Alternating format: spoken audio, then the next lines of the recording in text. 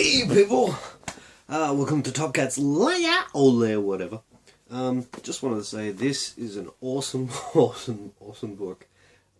Before this, I did not know who Jim Starlin was, and now I have thorough respect for the man. He writes what he draws, and he draws what he writes, mostly doing pretty much everything in the book.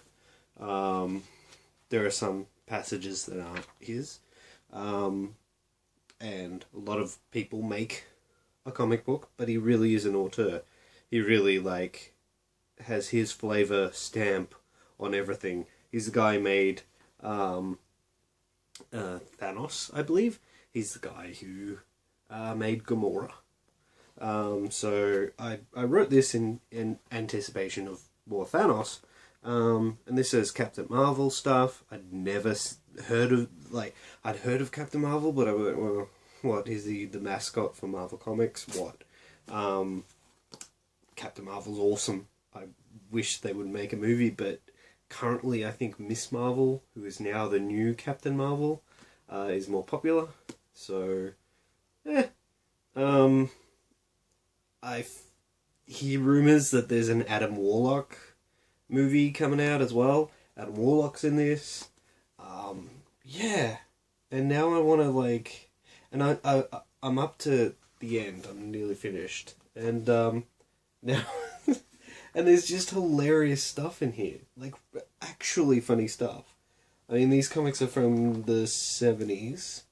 And it's just poetic. The writing is poetic, and the stories are epic, and metaphysical and cosmic, and mess with your brain in a kind of what else can I compare it to? Swamp Thing. It's like Swamp Thing in a way. Alan Moore's Swamp Thing. If you haven't read that, you should. My God, yeah, I got into comics around the 90s because of the Batman animated series and movies, and the X-Men animated series, and my brother was into Age of Apocalypse, got me into Age of Apocalypse, so that was mid-90s.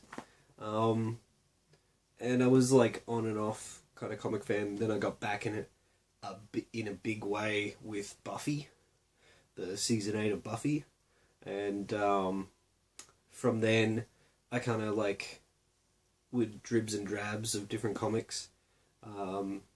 Yeah, and got into Why the Last Man, which I love. It's one of the best comics ever.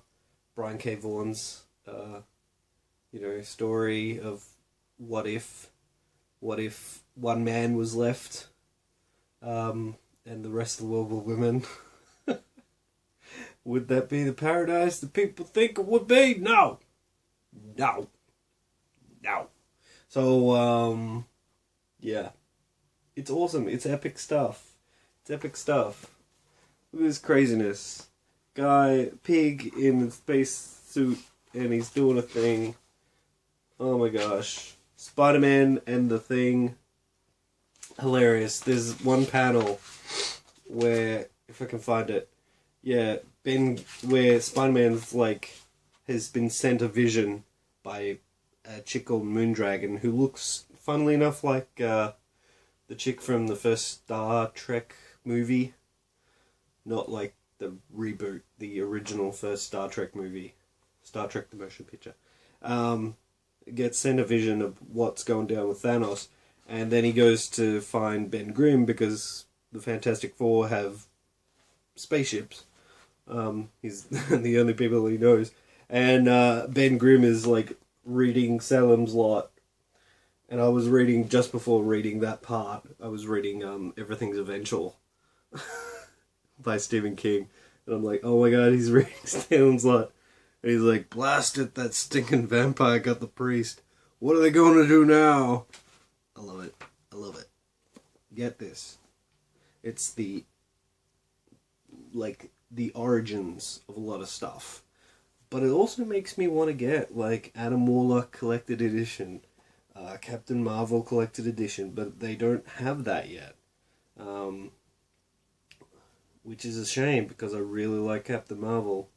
in the early parts of this book. It's kind of epic. So, yeah, Marvel, what you doing? Get on it. Because this is awesome. Like, yeah. And they've got more Thanos stuff set after this, so check it out. Check it out. Avengers versus Thanos. I'll leave ISBNs and all that boring shit in the description. Catch you later, and can't wait to see Guardians of the Galaxy. It's out today, but I probably won't see it for a couple of days. Got my brother's birthday to worry about, and I'm broke. Catch you later.